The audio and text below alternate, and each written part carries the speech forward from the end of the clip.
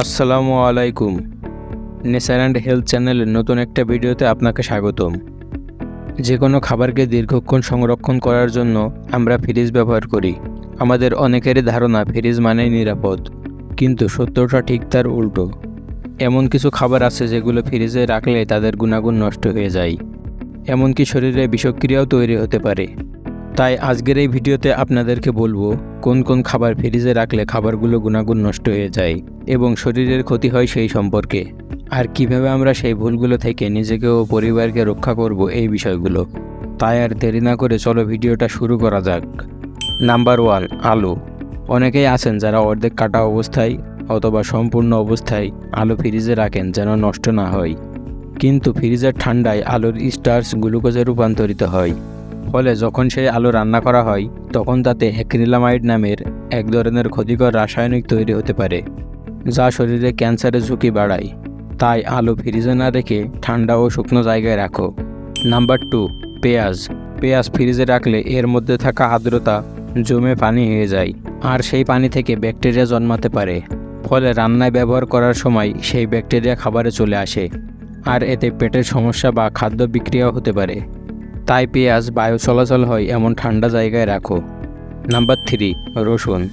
আপনি হয়তো জানলে অবাক হবেন, রসুন ফ্রিজে থাকা সত্ত্বেও দ্রুত স্পাউট বা অঙ্কুর গজাতে সক্ষম, যার ফলে এর প্রাকৃতিক গন্ধ ও ঔষধি গুণ নষ্ট হয়ে যায়। নাম্বার 4, কলা।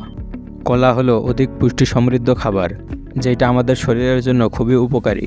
কিন্তু ফ্রিজে কলা রাখলে অতিরিক্ত ঠান্ডা কলার কোষ নষ্ট করে দেয়, ফলে কলা কালচে হয় এবং স্বাভাবিক এনজাইমের কার্যকর বন্ধ হয়ে যায়। তাই কলা সবসময় রুম টেম্পারেচারে রাখাই ভালো।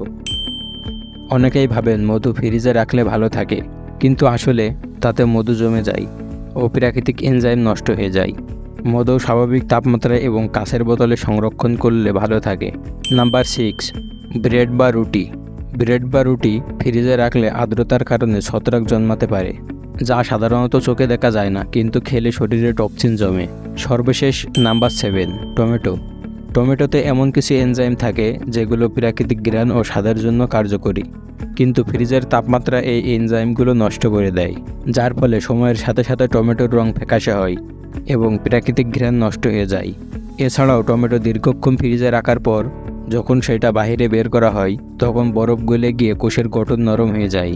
ঠান্ডা তাপমাত্রা ভিটামিন সি ও কিছু অ্যান্টিঅক্সিডেন্ট উপাদানকে নষ্ট করে দেয়, অর্থাৎ টমেটো খেলে আগের মতো ভিটামিন আর পাওয়া যায় না। তাই টমেটো সবসময় ঘরে স্বাভাবিক তাপমাত্রায় রাখাই সবচেয়ে ভালো। তাহলে বুঝতেই পারছো, সব খাবার ফ্রিজে রাখার জন্য নয়।